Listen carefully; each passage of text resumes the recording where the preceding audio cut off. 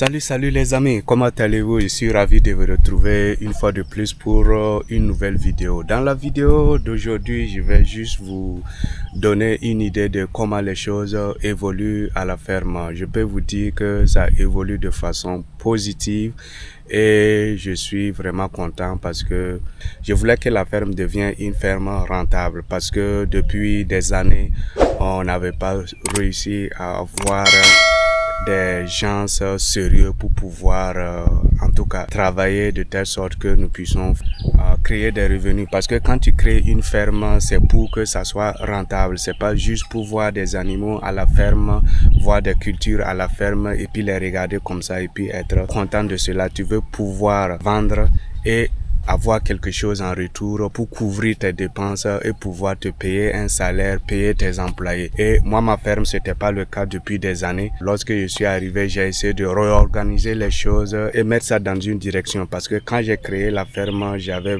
une vision bien précise de là où je vais aller, mais le fait que j'étais à distance faisait que c'était un peu compliqué. Maintenant que moi-même je suis sur place, je suis en train maintenant de mettre ma vision en place et faire de telle sorte que les choses marchent, parce que on a investi vraiment beaucoup d'argent dans cette ferme et on n'a pas le choix que de faire marcher cela, sinon ça sera une grosse perte. Pourtant, la ferme a un très grand potentiel. Dans la vidéo d'aujourd'hui, je vais vous faire part de comment les choses évoluent actuellement à la ferme. Comme vous le saviez, on a eu à semer du maïs. Le maïs pousse malgré le fait que les oiseaux ont eu à déterrer certains lorsque ça a commencé à pousser, mais dans l'ensemble je peux dire que ça va. Et aussi on avait semé de l'oseille qui a bien poussé et le gombo est en train de pousser un peu parce que on n'a pas eu de pluie pendant plus d'une semaine, donc ça a pris du temps, mais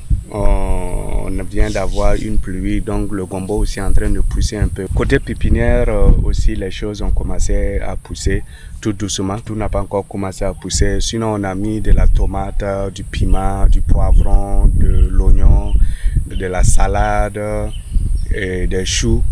Comme vous le voyez, j'ai pas fait des pépinières comme les experts et tout, mais bon, j'ai fait un truc simple et j'espère que le taux de réussite sera quand même de façon acceptable. Je m'attends pas à quelque chose de super grand, mais au moins que ça soit acceptable.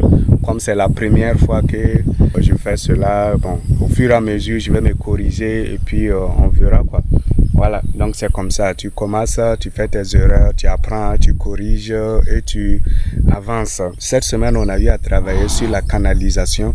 Je vous avais dit que j'avais problème de coulement d'eau à la ferme parce que on est sur une pente et même l'eau de dehors traverse la ferme pour aller dans une autre direction. Donc, je vous avais dit que j'allais essayer de voir comment travailler dessus. Donc, on a commencé à travailler dessus. Si on ne peut pas empêcher l'eau de venir, quand même, on travaille de telle sorte à le canaliser pour qu'il ne parte pas dans nos lieux stratégiques. Parce que ce que je ne veux pas, c'est que l'eau parte dans la direction où sont mes poulaillers pour créer des dommages. Donc, j'ai créé des canalisations tout autour du grillage du poulailler pour guider l'eau à contourner les poulaillers et aller dans une direction précise comme moi je le veux. En plus de cela, cette semaine, on a eu à vendre vraiment un grand nombre de pentades parce que à un moment donné, on a eu à faire le traitement de nos pentades et on a profité de cela pour savoir exactement combien de mâles on a et combien de femelles on a et en tout combien de pentades on a. Et on a eu à se rendre compte qu'on avait plus de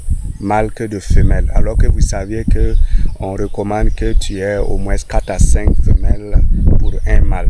Donc comme on avait plus de 140 mâles pour 119 femelles, on a décidé alors de faire sortir un grand nombre de mâles. Et cette semaine, on a eu vraiment à vendre un grand nombre. On a vendu plus de 30 et j'ai eu à faire des livraisons à des clients. Ça, c'est une bonne chose parce que cela permet de faire rentrer l'argent dans les caisses de la ferme, ce qui va permettre de payer les salaires. Parce que si l'argent ne rentre pas, on ne peut pas payer les salaires. Et ce que je suis en train de faire, c'est travailler de telle sorte que la ferme puisse se prendre en charge, payer les salaires des employés, payer les aliments des poules, des moutons, des chèvres, des bœufs et C'est pour cela que je travaille dur pour que je n'ai pas à enlever mon propre argent pour ces dépenses-là. Et je peux dire que, en tout cas, ça part dans une très bonne direction. Depuis que je suis arrivé, bon, on réussit à vendre des animaux. Comme vous le saviez, on avait eu à vendre les chèvres qui dérangeaient.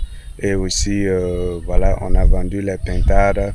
Et d'ici là, on aura les poules améliorées qui seront à l'âge d'être vendues aussi. Donc, et aussi, on va voir trier les coques là-bas et puis vendre et puis garder les poules pour continuer la reproduction. Plus de cela, il y a une des chèvres qui a mis bas. Donc, ça fait un plus. Et ce qui est bien, c'est une femelle. Donc, comme vous le saviez, dans une ferme, quand il y a des femelles, cela permet de continuer la reproduction et augmenter ton cheptel. Donc, on est content. Voilà, donc c'est tout pour ce qui se passe actuellement dans la ferme. Donc les choses évoluent tout doucement et comme j'ai dit, je vais continuer à vous faire part de comment les choses évoluent ici pour que cela puisse aussi inspirer les autres et aussi motiver les autres à se lancer. Ceux qui hésitent toujours, qui ont peur, parce que je sais qu'il y a beaucoup qui ont, ils ont la volonté, mais il y a la peur qui est là aussi, et ils hésitent beaucoup.